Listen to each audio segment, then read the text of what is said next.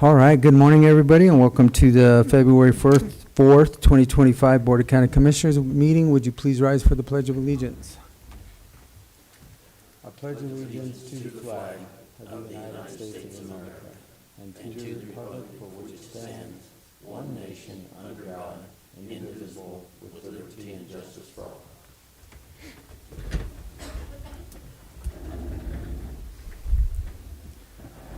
All right, first thing on our agenda are minutes. Gentlemen, do you have any additions or corrections from last week? No. I move to approve the proceedings of Board of County Commissioners from Montezuma County for Tuesday, January 28th, 2025 as presented. Second. It's been moved and seconded to accept the proceedings of the Board of County Commissioners, Montezuma County for January 28th, 2025. Is there any discussion? All those in favor? Aye. Aye. Aye. All right, next up is planning.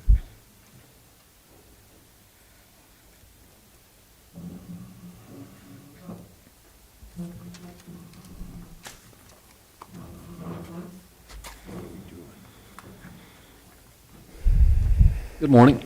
Morning. Good morning. Our first item is a continued public hearing. Public hearings. So obviously this being the time set aside for a public hearing, would you call the roll call, please, Kim? Commissioner Candelaria. Here. Commissioner Lindsay. Here. Commissioner Copenhagen. Here. Attorney Tarnowski. Here. Administrator Anderson. Here. Kim Purcell, Montezuma County Clerk and Recorder.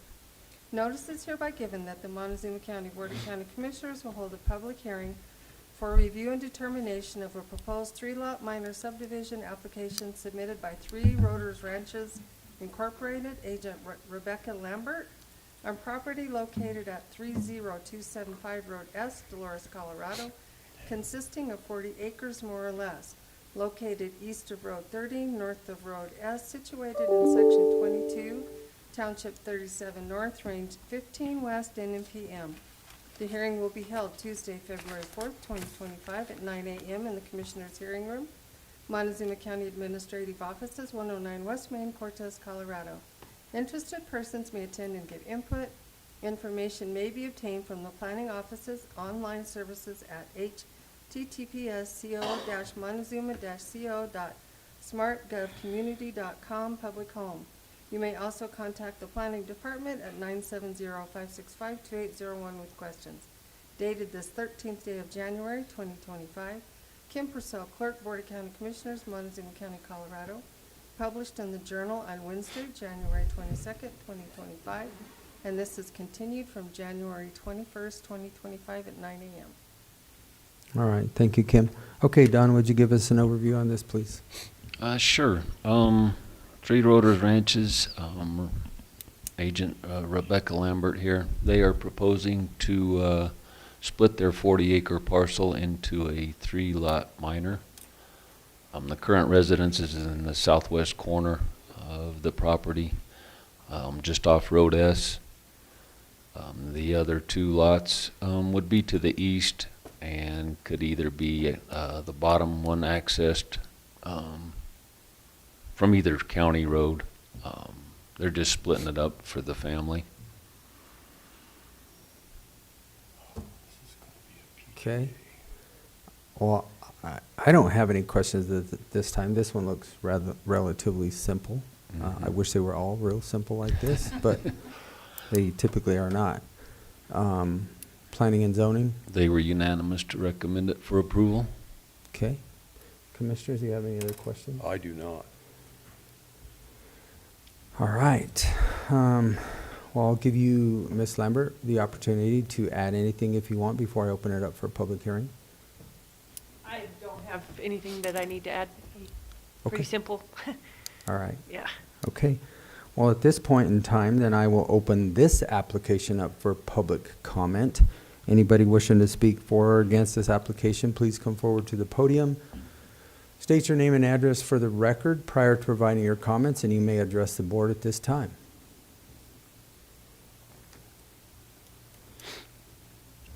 Okay, seeing no public comment, I'll close the public comment session of this application, and I will bring it back to the commissioners. Gentlemen, do you have any questions at all? I do not.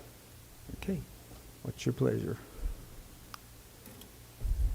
I would so move that we accept the proposed three-lot minor subdivision application submitted by Three Rotors Ranches, Inc., agent Rebecca Lambert, on property located at 30275 Road S, Dolores, Colorado. Second. Been moved and seconded to accept the proposed three-lot minor subdivision application submitted by Three Rotors Ranches, Inc., agent Rebecca Lambert, on property located at 30275 Road S, Dolores, Colorado, consisting of 40 acres more or less. Is there any further discussion? No. All those in favor? Aye. Aye. All right, you have Thank you. been granted. Thank you, ma'am, and this public hearing is closed.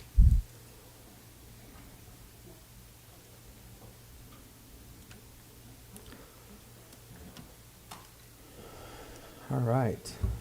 Looks like our attorney has called an executive session before we move along with this agenda. So at this point in time, Mr. Tarnowski? Commissioners, I would recommend to the board that the board convene for an executive session for purposes of receiving legal advice. At the last meeting of the board, there were some questions about how to apply the Montezuma County Land Use Code to variance applications. And so I think it would be appropriate to go to executive session for purposes of receiving legal advice on that specific question. And because it would be confidential communication, it would not be recorded.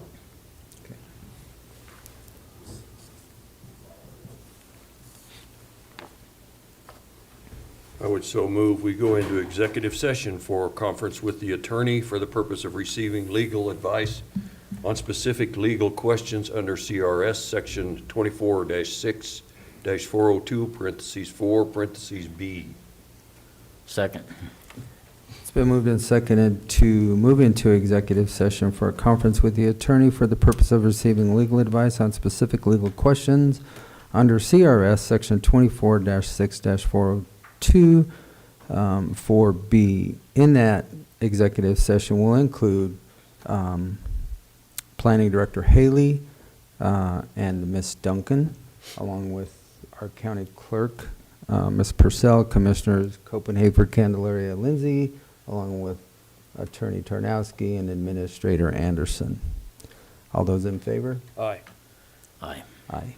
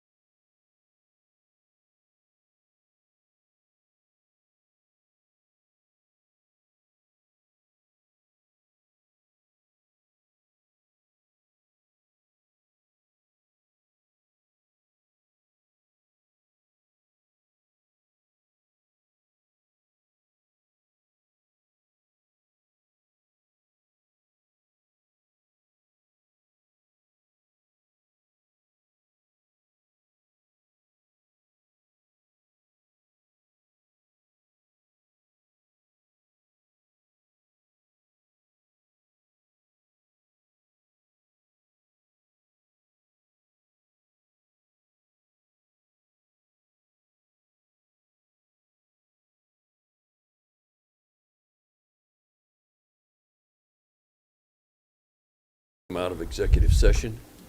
Second. It's been moved and seconded to exit executive session and resume our regular board meeting. All those in favor? Aye. Aye. Okay, Don. We have, next on our agenda, we have two after-the-fact variances. And at this point in time, we're going to put both of these on a 60-day forbearance, just because we have some language that we have to get cleaned up at the advice of our attorney.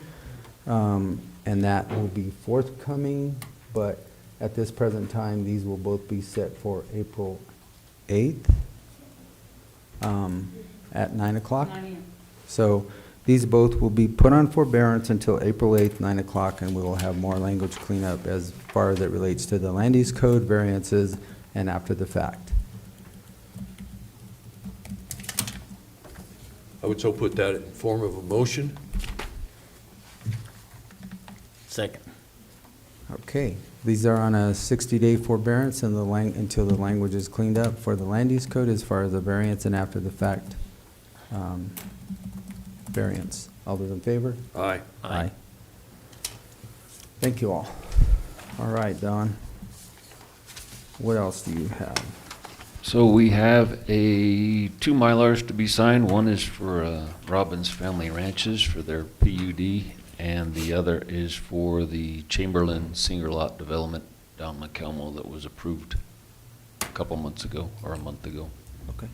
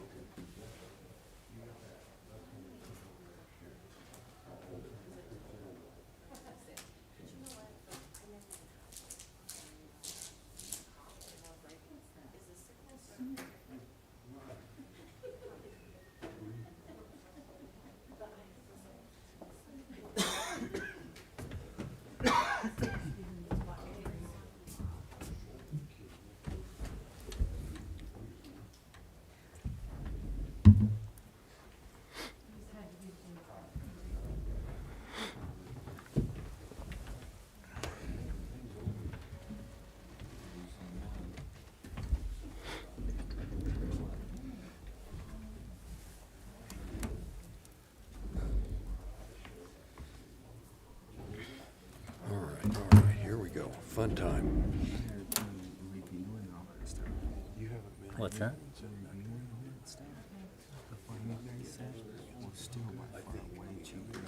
Oh, hell yes. Oh, hell yeah. Way cheaper.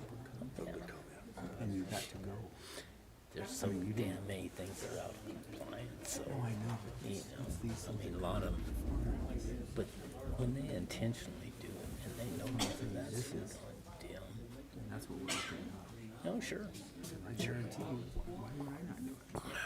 But that's the thing.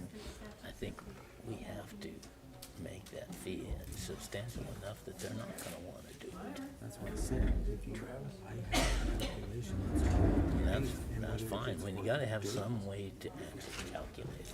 but it's what it's all about. Yes.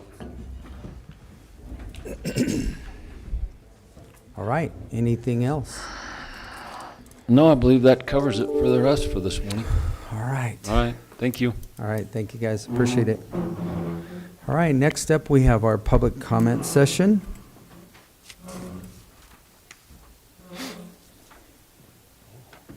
Double entertainment today. The Board of Montezuma County Commissioners welcomes you to this meeting. Person speaking during public comment will be limited to 3 minutes, or depending on the number of people wishing to speak, it may be reduced to allow all the members of the public the opportunity to address the board. When addressing the board, please state your name and address for the record prior to providing your comments, and comments to individual supervisors or staff are not permitted, and participants may not yield their time to others. With that, the public comment session of this meeting is open.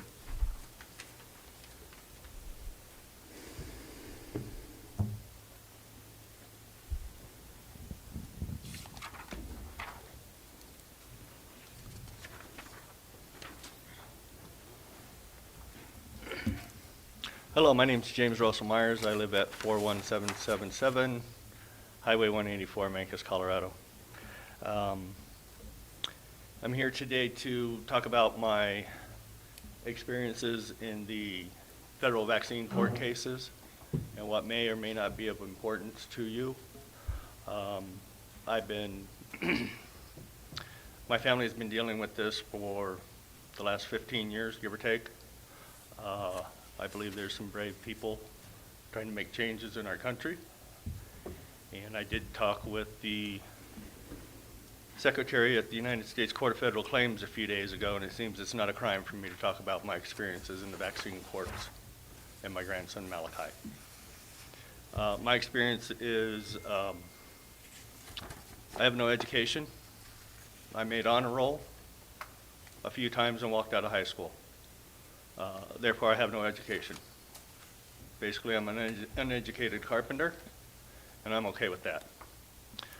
But what happened to my grandson and my family is going to come to light. My federal court case is Vaccine Court Case 13885, United States Court of Federal Claims, James Russell Myers, and my then wife Valerie as legal guardians for our grandson Malachi Russell Myers. No matter what the doctors do to your babies in this country, even if they ignore red warning flags and use whiteout in our children's medical records, those people are not held accountable for those controlled drugs. I'm not law enforcement, I'm not attorneys, I'm not judges. I was told I need to go sue the government, so that's what I did. When I got to the court system, they said, Mr. Myers, you need to find some good medical doctors, have them put in writing what happened to your grandson. We'll compensate him. How do I do that? We have a whole bunch of attorneys right here that are in the program. We pay the attorneys. So now I'm suing the federal government, and the federal government's paying for my attorneys. Game on. Medical records reads, Malachi Russell Myers abruptly stops talking at 1 year vaccinations. I held that baby as his eyes rolled in his head, and he gurgled. I'd seen that with my grandfather, which I gave morphine every 20 minutes. 2-time Purple Heart recipient, wanted to die at home. I found the best medical doctors in the world, not just the ones that work down the street. The best medical doctors in the world work for every one of us in this room.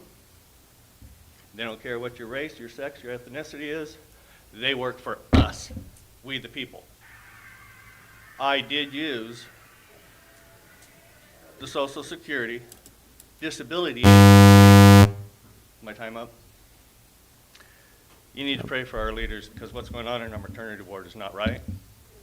And I publicly announce I'm after Fauci for taking his AIDS pandemic of the 80s to our maternity wards. Thank you. Next.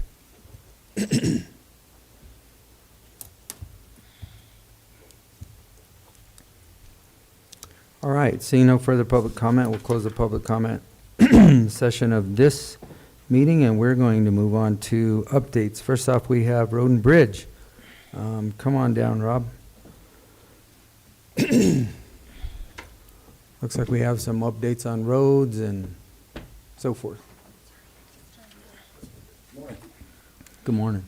Yeah, I guess we can start off with the update on the project coming up this spring, we hope, if everything comes together for us, which it should.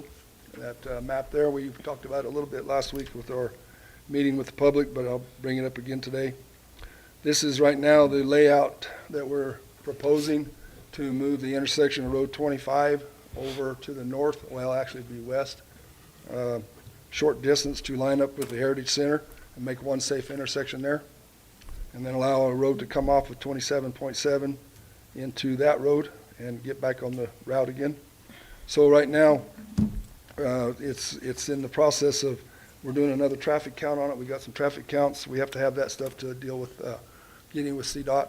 So we're working on some more of those, making sure that this fits within a boundary that's with easement with CDOT, and then visiting with the landowner to purchase the property to move this over. So it's coming along well. I was hoping for a little bit more by now, but it takes time to get the wheels turning on these things, and we are setting up a meeting with CDOT February 19th, where we will discuss all the ins and outs and permits and the get in and get out. And I don't see anything hanging it up, so I think by early spring we should have this, if we get the land purchased and everything ready to go. So, and then we'll put it out for bid. So right now, if you got any questions on it, we're looking good on this. So.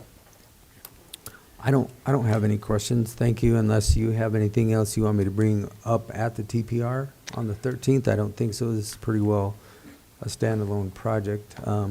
I did send those up the chain of the emails that you sent to me on our road after we had the discussion in public and with the commissioners. So those have been sent to CDOT. I haven't gotten a response back yet, but those have been sent up. So the second sheet there, Travis, would be our road projects that we're looking at doing this year.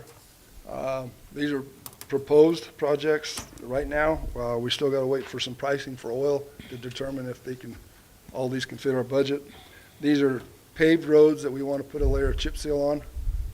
Totals up to 18 miles to get that service on those roads again, where we can have another extended life on that asphalt. So BB and CC out of Pleasant View are well overdue now. Some of those are 6-7 years old, so it's time to hit those. Road L, 26, 27, south of the radio station there, catch those again. And then H, 25, and G all need to be done, and that kind of follows in line with the way we paved them, the sequence. So they're getting it's time next year to do more. So we did 16 miles last year. We get 18 miles this year. We got about one more good year of this, and we'll have all them paved roads sealed up and an extended life on them. Then we can talk about doing other projects after that. So, and then of course the intersection, we want to get it built this year, so that's on our work list. So. Just a question. I don't know if you can answer it, but what did we put down last year as far as mag chloride? Did we have a mileage on that, or I know we hit like some of the worst cross sections and T's and entire intersections to hold them, but did we ever get a count on like miles that we actually put together? Yeah, we do 65, 70 miles a year. Okay. Yeah, and we'll do the same this year. So, yeah. Perfect. Yep. Thank So you, Rob. these are the roads we're going to work towards. If you guys want to discuss them, we'll probably discuss it again. If we can make the budget fit, we'll do all 18, but then we may have another discussion about dropping one or two to make the budget fit. So we'll go from there. But right now, these are the roads we'll sure target. So. Okay. I Okay. guess we'll see when we get our oil prices. Yeah, we're waiting on those. So we're requesting pricing. So Did they hold those oil prices? for the entire Um, season, or do we just purchase it immediately and then they hold the oil No, for once us? once we get our prices and if we agree to all the terms to everything, we lock in at that price then, so. Okay. Yeah, unless there's, who knows, the world could go upside down one day and it'd all change, but right now, that's how we do it, so. Okay. Yeah. All right. Okay, one more thing, Travis, there should be a picture of a truck. So this is the boom truck we use, it's a 1982 model. It's an old electrical line bucket truck. And if you ain't figured out where I'm going with this, I'm not showing you this because I like it, so. So I'd like to know, or I'd like you to agree with me today that you'll let me go out and shop for another one that's at least 1992 model maybe, Get it where the bucket, you don't have to climb up a ladder and then crawl in without a door, and safety-wise, it's, I'm not saying it's a bad truck, because they used them back in Kent's day, but, but it's time to trade, so. So if you don't mind, we're gonna shop for a truck, and we'll sell this one at auction, so. You might get a hold of Ken Tarr at Empire, Actually, that's a good idea, because I know that there's some on order, okay? but I don't know what the time frame is. Well, They've been approved for 2 years, and getting boom trucks is tough. we can find them online, you can bid on them, but you don't know what you're getting, Yeah. So if that's a good idea, I'll call Ken and see what he's Or got. maybe we could wait 6 months and then, We can, yeah, Yeah. we can. We got this one working. All the tubes in this thing, all the hydraulic tubes, they're not hoses, they're plastic tubes, and they're rotten. So every time you take it up, hopefully you don't come back down in a hurry. So we want out of this thing, so we can wait. Yeah, so, good, thanks, appreciate that, so. you might also call LPEA, is that What was that? LPEA, LPEA? Oh, LPEA, yeah. Drango, yeah. Just, call all of our local people here first that do this kind of work, that have these types of Yeah, even DMEA trucks. up on Montrose. We might have a better source for them than that. Well, there's a website, they're full of them, but you don't know what you're buying, so that's good to call these guys, at least you know what you're getting, so. Yeah, a lot of them went south to North Carolina for a Yeah. while, and Yeah. I'm sure some will go to California. I thought we had gotten rid of anything 2,000 or less, Yeah, but this guy snuck in somewhere, but it's It's one of great. them, it's one of them Go, pieces of equipment you use just once a year, kind of this time of year, and then it just gets parked, and we keep thinking, oh, we'll put a few bucks into it, and it's just safety-wise, it's time to upgrade, get modern, get more modern with this thing. might check with the emergency manager and see if FEMA's got anything coming out. I'm thinking Jim probably want to buy this thing, so. Yeah, I can hear him back there thinking, I gotta use that, I could use that somewhere. all right, very good. I think that's it. I mean, we're doing good. Everything's going well. We're trimming some trees down McCalmo. We're still running some trucks out north because it's dry. There's, it's good weather. We're crushing up in Ormiston and doing fine. So everything's just kicking along pretty well. So, Okay. any questions? no, That's it. Okay, thanks. No. Yeah. Thanks, Rob. All right, jumping down to unfinished business, we have a nurse family partnership program renewal with Bobby Locke, and I guess Bobby is not here today, so we have Mallory. Good morning. Good morning. I'm Mallory Bain. I'm the Turn it on and pull it Here we right go. straight to your mouth if you can. Is that better? Better.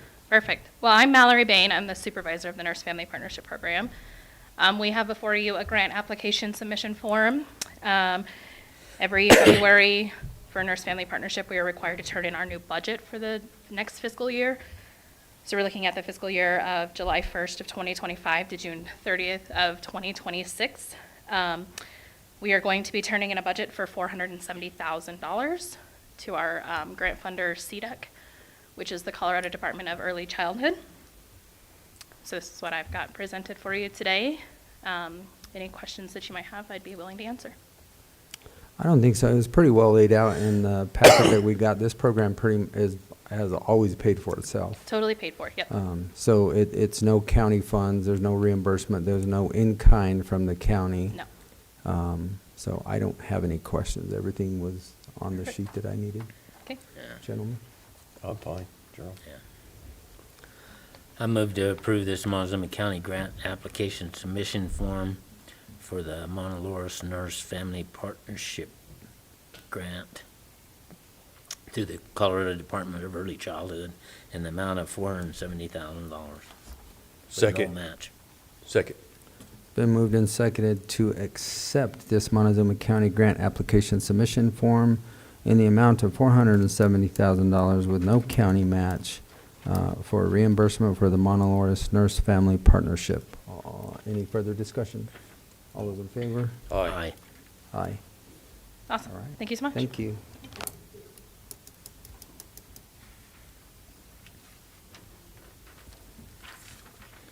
All right, next we have SRS grant funding, and we have our emergency manager here. Morning, Commissioners. Good morning. Morning, Miss Kim, Stephen, Mr. Anderson. So, real quick, this is the Secure Rural Schools SRS funding. We received $43,636 and 49 cents. We've had numerous discussions, and it was deemed to give to emergency management, and we posted the notice. We've gone through all the notifications with USDA, everybody. And we did do the public notice that we're going to get equipment for communication, which is radios, repeaters, and chargers for the response. So I sent out 4 bids, or I sent out a request for quote to 4 different communication companies in Colorado. I sent that by email. I also contacted them by phone, and we worked out some of the items that's one of the bids, but I'll go through them really quick. Triple C, they honored the quote to the T, and it comes in just under the $43,636. It's $42,867. Digicom, local in Durango, they're unable to meet the 8 radio because Motorola equipment is very expensive. So I told them cut it down to 6 and see what our pricing is. So with 6 in programming and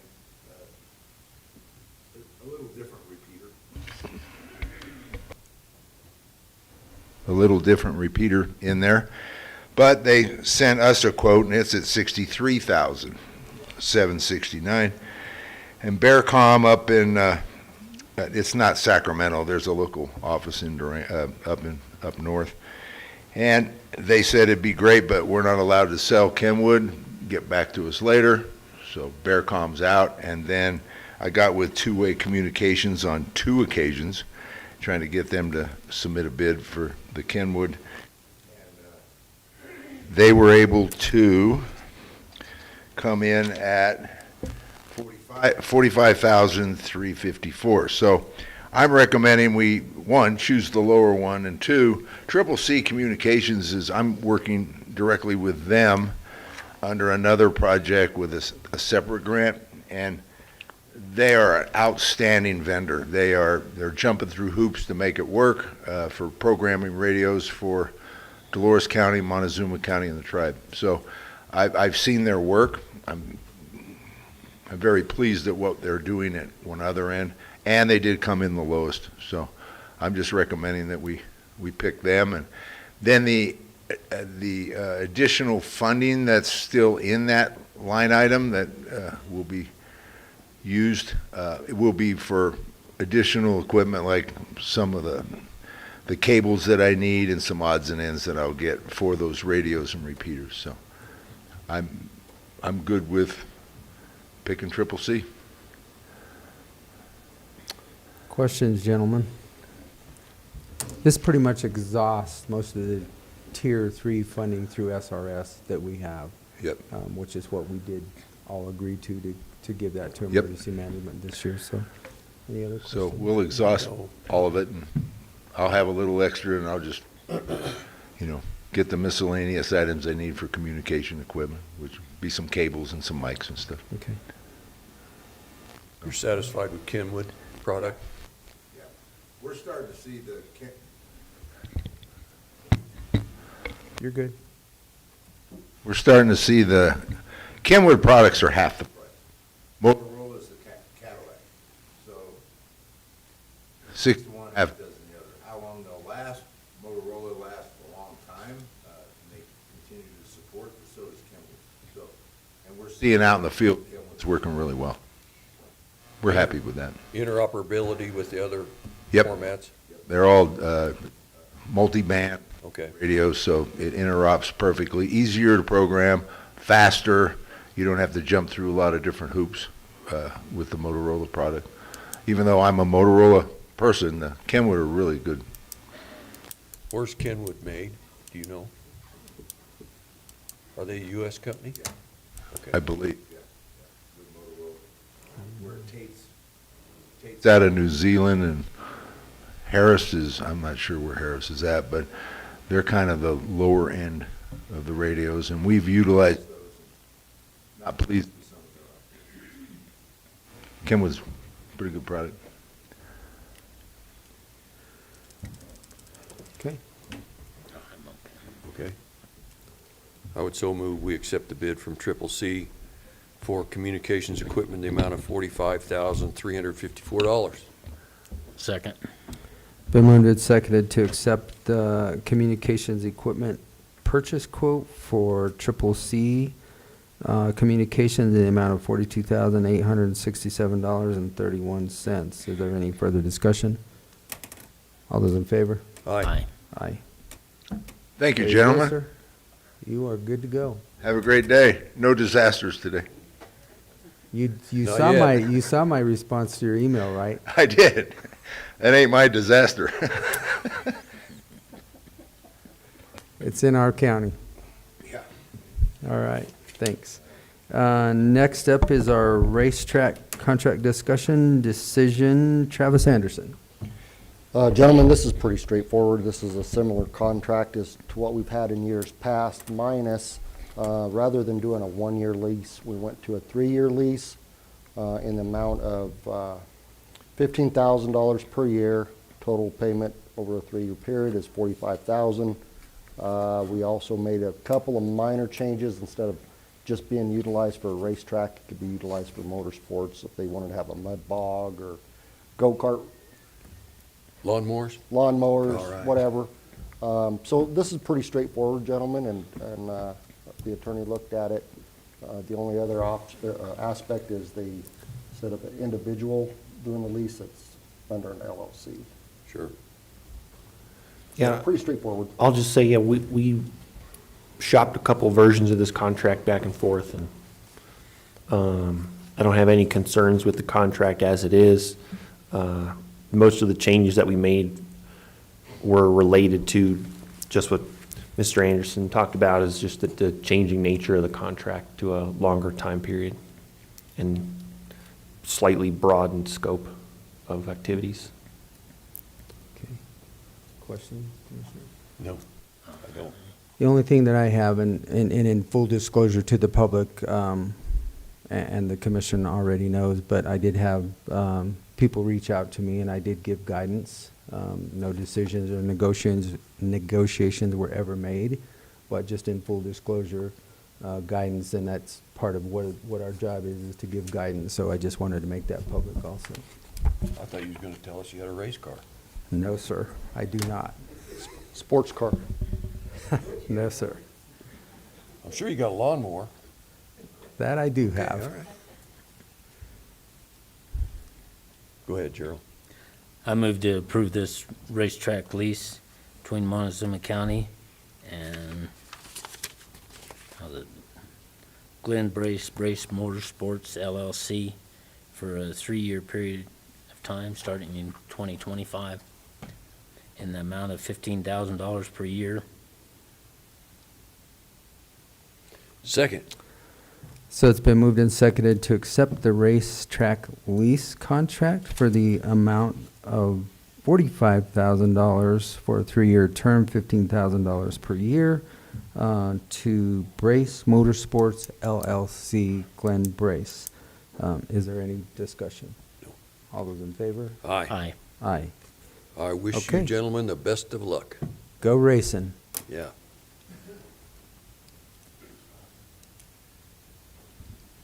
And Glenn, just get with, That's Dennis. no, That's this is Glenn. Glenn. Oh, I know okay. Glenn, sir. All right. Well, he looks like his dad.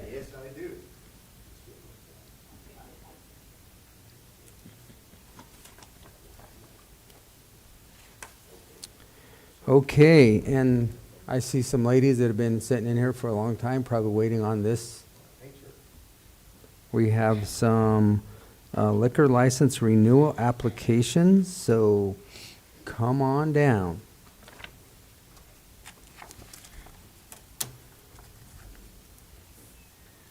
So the first one I have is Triple H and J Incorporated, doing business as Smitty Liquors, located at 10255 Highway 491 in Cortez. And I got a letter from the sheriff's office. And there was no violations for Barbara Higgins, Shiloh Higgins from the sheriff's office. But the Montezuma County Sheriff's Office has been aware of a criminal investigator, Noah Herman, of a violation that occurred on 8/23/24.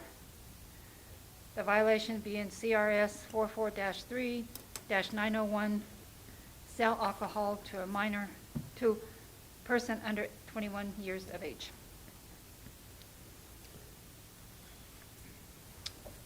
I never got anything from the state. This is one that they did a sting on.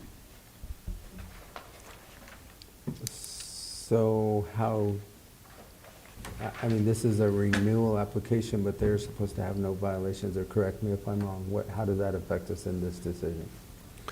That was news to me. I would recommend the board continue this to give me some time to look into it. Just make sure the board is getting good advice about how to deal with that issue. Okay. Probably ought to move that one. Okay, I would move that we Triple H. table the application for Triple H and J Inc., DBA Smitty's Liquor. Second.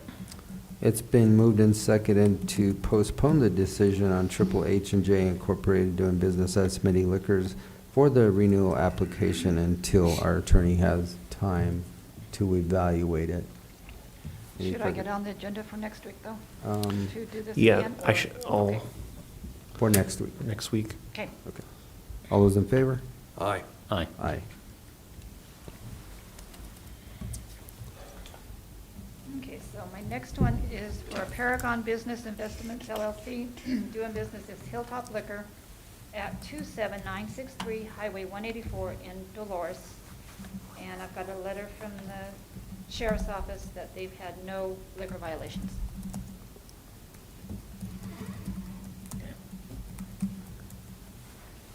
I move to approve this retail liquor license renewal application for Paragon Business Investments, doing business as Hilltop Liquor at 27963 Highway 184, Dolores. Second.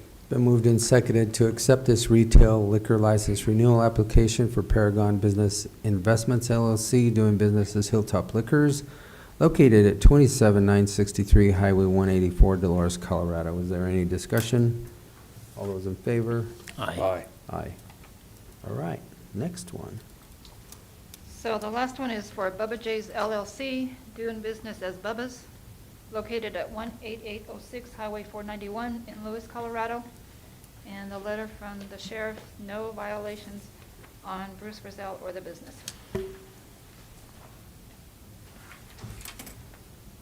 Okay. I move to approve this retail liquor license renewal application for Bubba J's LLC, doing business at Bubba's at 18806 Highway 491, Lewis, Colorado.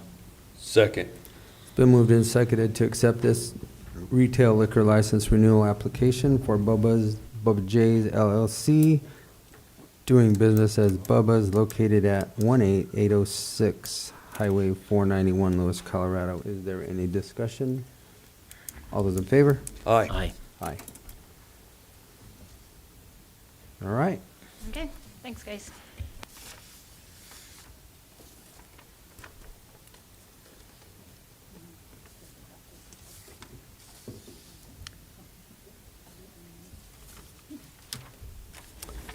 All right, right on to reports. Mr. Tarnowski, what do you have for us today?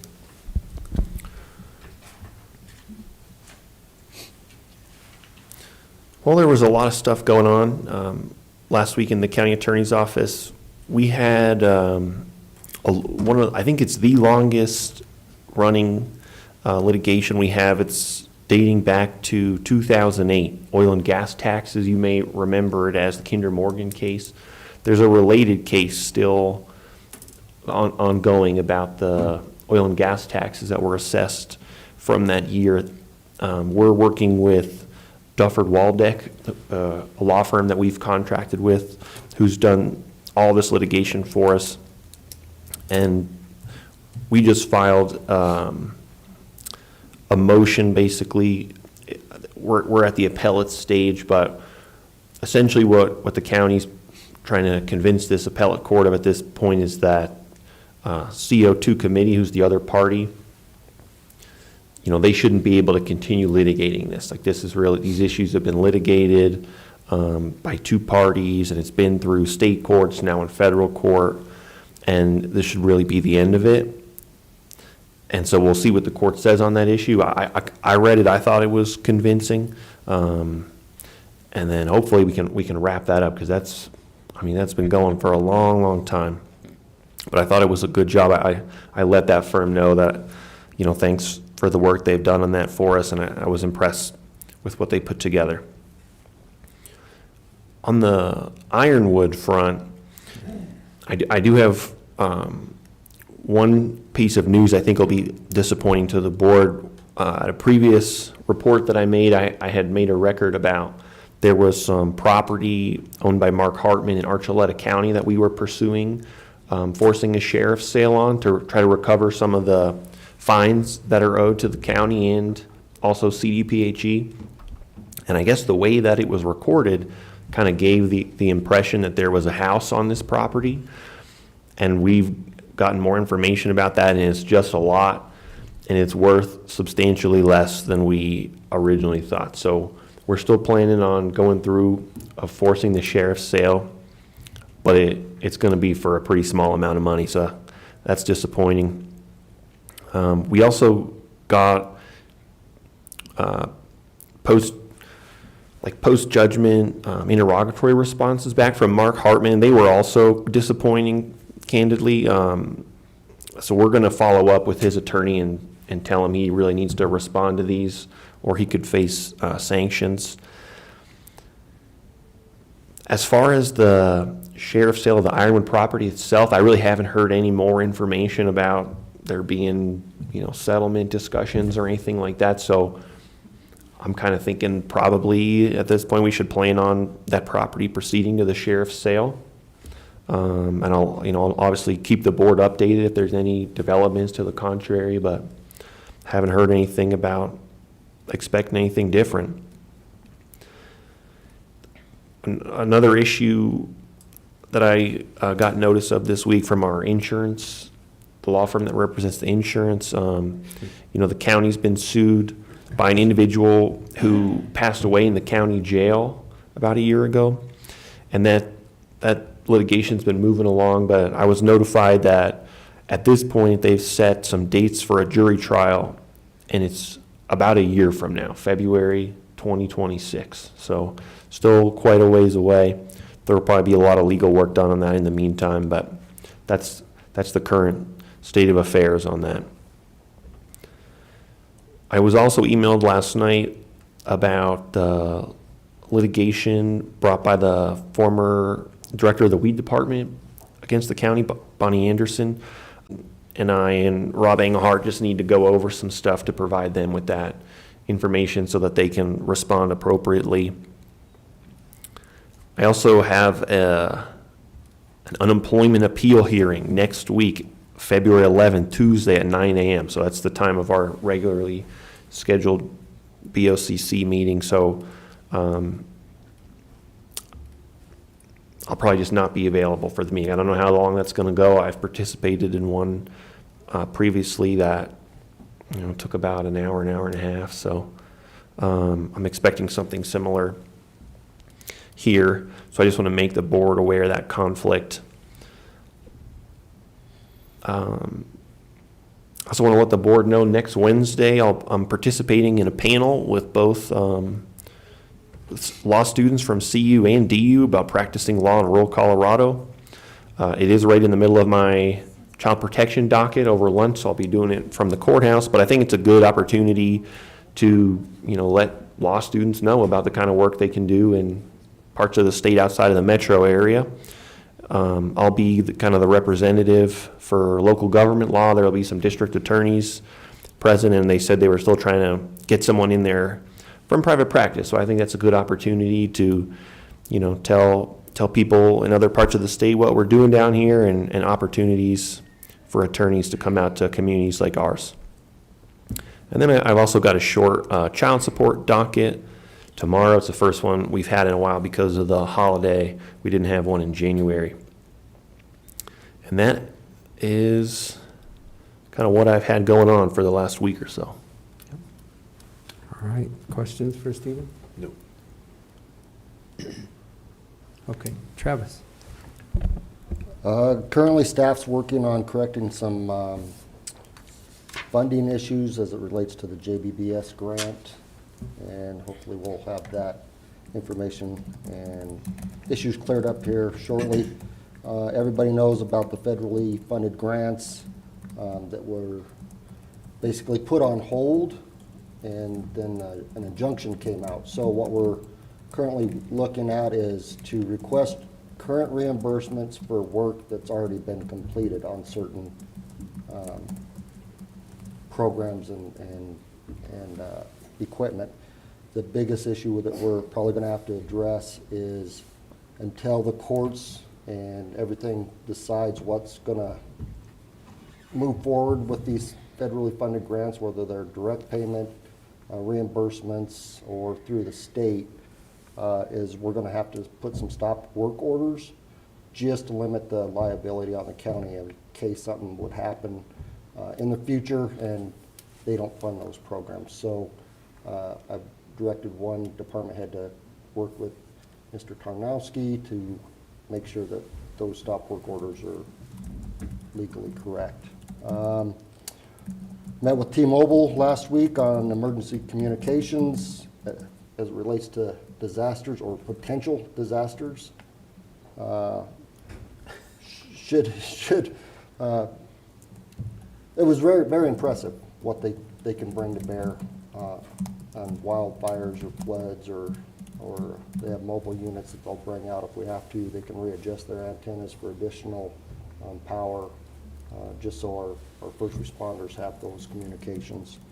We're trying to clear up some finance issues and probably going to make some adjustments to ensure that we are efficient and effective in our finance one department. So we'll make some adjustments there, and then CCI legislative steering committees on Thursday. So. All right, questions for Travis? Nope. All right, Ms. Purcell, do you have anything? So I did go to clerk's conference last week. It was a good conference. We had a really good time.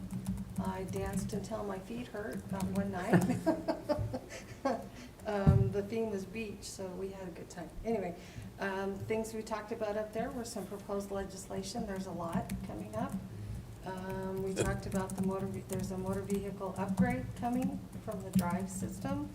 And we talked about the flat fees for recording. Those were just a few of the topics that we also talked about statewide ballots and that sort of thing. But it was a good conference. Any questions for me? No, ma'am. No, I can tell you that at CCI, we did any bills that would affect the county that affect the clerks. If it came with a fiscal note, we opposed it. And we also asked what was your position? Because we don't want to oppose, and we want to kind of be on the same page. So that was a lot of conversation when those bills came up at CCI also. There's the one bill that would be affecting the Ute Mountain Ute Tribe and our vote service polling centers. They did ask me for a fiscal note on that, and If that passes, it would probably add about $11,000 to our election budget per election. So that was the only thing that they touched base with me on so far. So I can tell you I opposed it. Thank you. All right, Commissioners, Commissioner Copenhaver. This past week, I spent Wednesday, Thursday, and Friday in Denver at the Colorado Water Congress meeting. Had lots of conversations with different individuals across the state as to where their position is. A lot of the conversations, of course, is around the Colorado River negotiations that are going on and what the Bureau of Reclamation, there are different scenarios as to what they anticipate and what they've put out as far as the different actions that could happen. Basically, they have 5 different actions that they're proposing. What they'll end up and land on, hopefully it'll be close to what the upper basin states are wanting, but it's hard to say where it'll end up. I'm sure it'll be some kind of a hybrid between a couple of those deals. But of course, they start off the first one with no action, which we know that's not going to work. So hopefully something's going to come out of this that'll fit for the upper basin states, because there's a couple of those scenarios that's not good for the upper basin states as far as I'm concerned, because they require some things that we really shouldn't have to do. So hopefully we can get, when they do just make the decision, it'll be more toward the upper basin states deal. And there is some indication they are kind of leaning that way, I think, just from what conversations that we had there. But there's the water issues within the state are just all over the state, because a lot of the problem with most our water rights that we have for direct flow rights for most of the ditch companies were pre-compact, but all of our storage water rights are all post-compact, so they could be called out down the river if there ever was a call on the Colorado River. Most people don't understand that, but all of our storage facilities, most of them are post-compact, so they could actually be called out. And so are most of the diversions through the mountain to the east slope.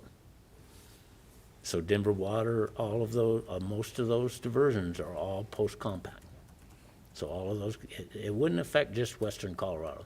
It's going to affect the whole state, all over, because you got diversions going into the Arkansas, you got diversions, all kinds of diversions across this state.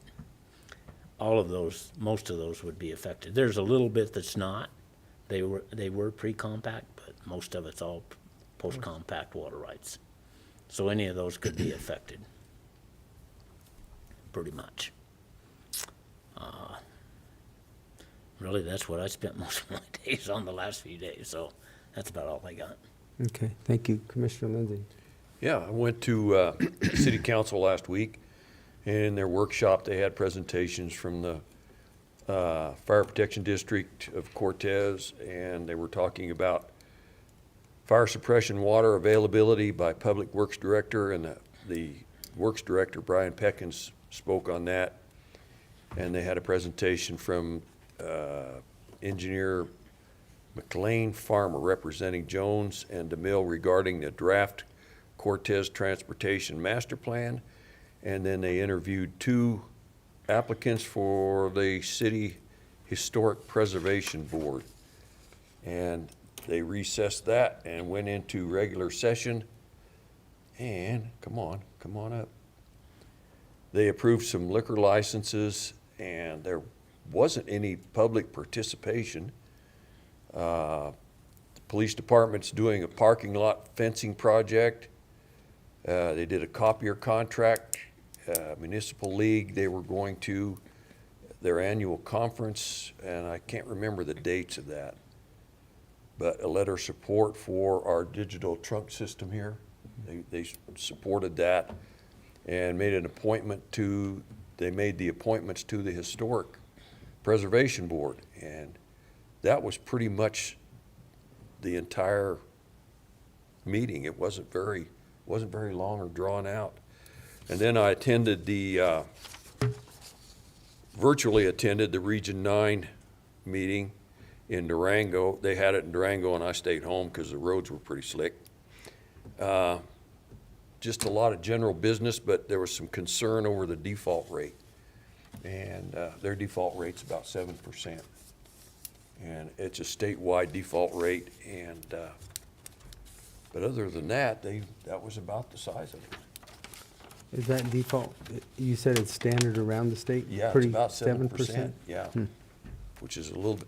I think it was at 5 a year or two ago, but now it's So at it's 7. Yeah, Come up 2%, okay. All right. and that's all I have. Thank you, sir. Along with Commissioner Copenhaver, we were both in Denver, two ends of the spectrum in Denver. I was right downtown at the Capitol, going over legislative bills. I think we took positions on 60 bills. And I can tell you that you have both in that room, you have R's, you have D's, and you have I's. And one thing that we all agreed on collectively was that anything that came with a fiscal note to the counties, we all denied it. We all supported an opposed position. So it was slated for a 9-hour meeting on Thursday.